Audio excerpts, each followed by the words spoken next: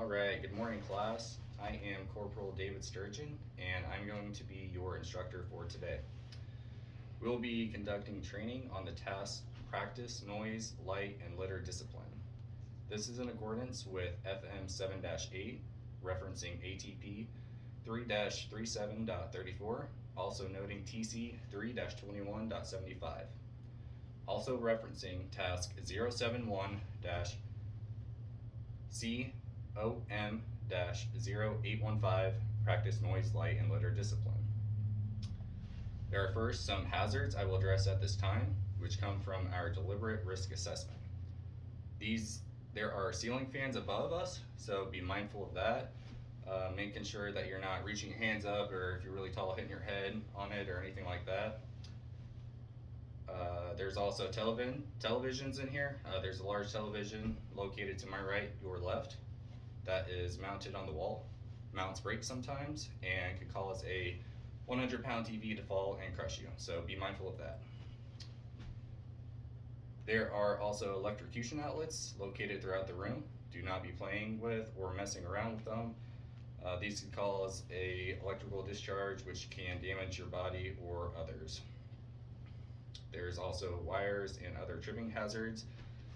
Cords from computers, televisions, or gaming systems are present. Be mindful of where you're walking and stay aware and alert.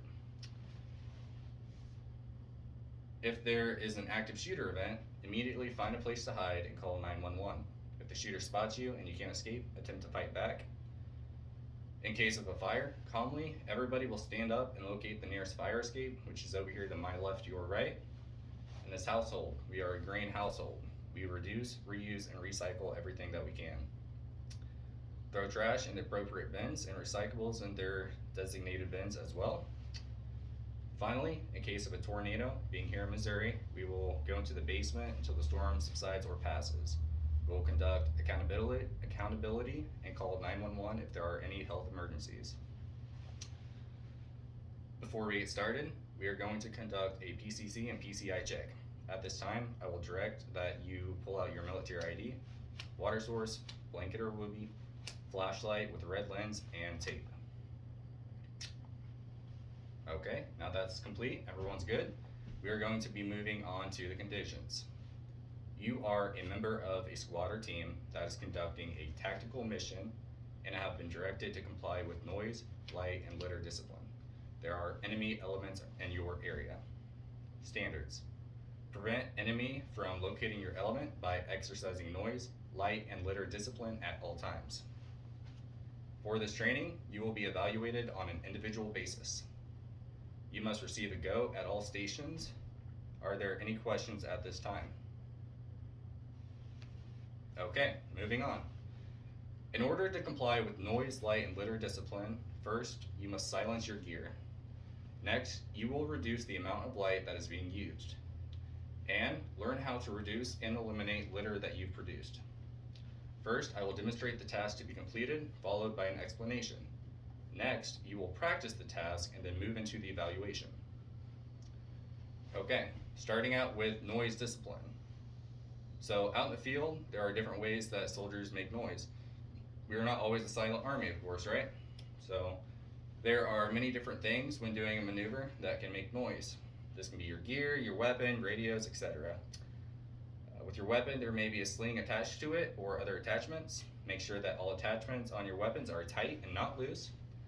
And if there is a sling, make sure all loose metal pieces are taped up if possible. With other equipment, make sure that your clothing items are all buckled or zipped up. You don't want to be out playing with your zipper up and down, making all kinds of noise, stuff like that. If you're utilizing a boonie hat, make sure that you're wearing it properly and the strings aren't loose, swinging around, anything like that. They can get caught on trees or limbs, things like that.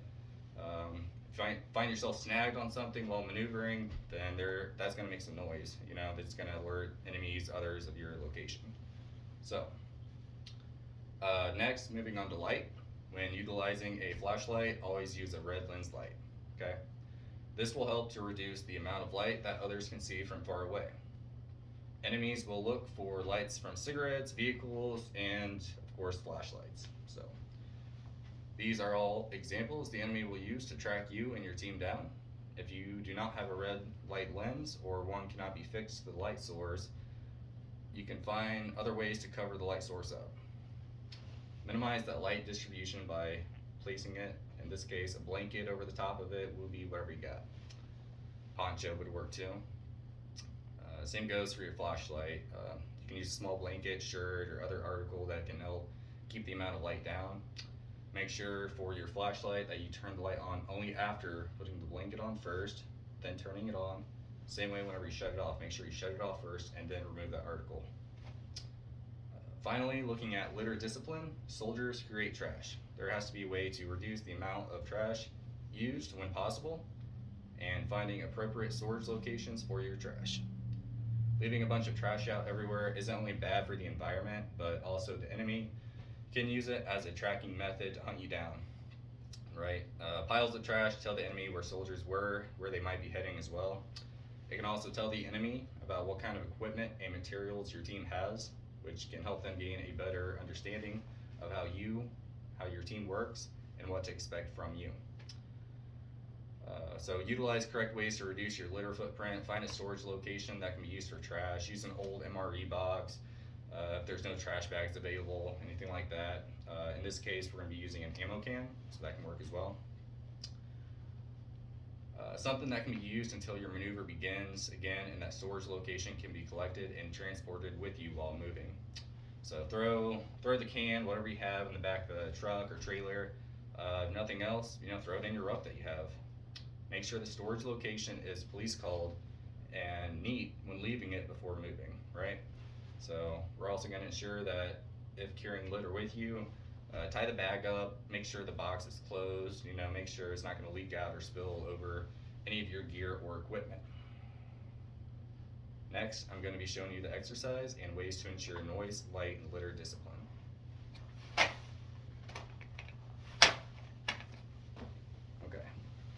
So starting out with noise discipline, let's say you have your weapon, for example, you got your sling, you got all kinds of noisy, loud things on it. You might got some clips or something like that.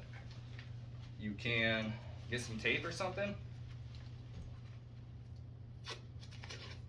rip off a piece of it, wrap these loose metal pieces up. That way, when things are going around, hitting something, they're not making any noise, right? Or it's a lot quieter anyways. So, as far as other equipment goes, let's say you might have a boonie cap or something. When you're walking out in the field, you don't want to have this loose just kind of hanging there. That can easily get caught on something, snagged on a tree, can pull you back, right? So make sure you're wearing all your equipment correctly, make sure strings are pulled, everything's tight, dress right dress, that kind of thing.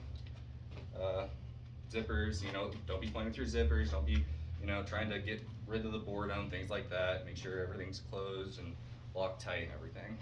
So, as far as light discipline goes, so you got your flashlight here, making sure that you're not turning the light on the brightest, you can see how bright that is. Use the red lens part, that's going to be a lot dimmer, enemies from farther away, it's going to be hard to see that. If you don't have a red light lens, make sure you can use your blanket, turn it on, you have a little bit of light coming out, just enough that you need. When you need to, when you're done utilizing your flashlight, ensure that it is off first, then remove the blanket. And then moving into the litter portion, you got your storage location right here. Make sure that you're picking up all your trash as you go. Ensure it's closed, tight, not going to leak out, move anywhere, and proceed to move on at that point.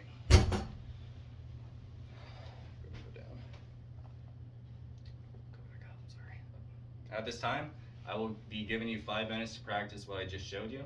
I'll be walking around and making on-the-spot corrections. Help your battle buddies out, if you see them struggling, they don't quite get something, something like that, just go ahead and help them out. Too easy, right? So at this time, go ahead and begin.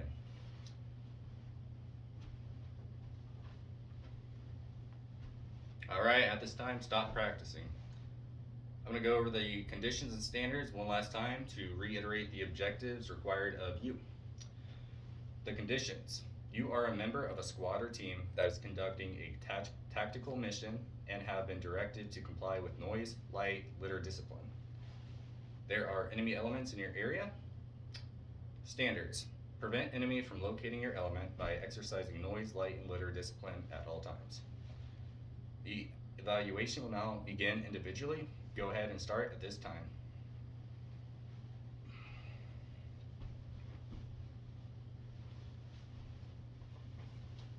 Okay, at this time, all evaluations have been completed. All soldiers passed the evaluation, and therefore there will be no retesting to be conducted. Next, we are going to move into an AAR, right?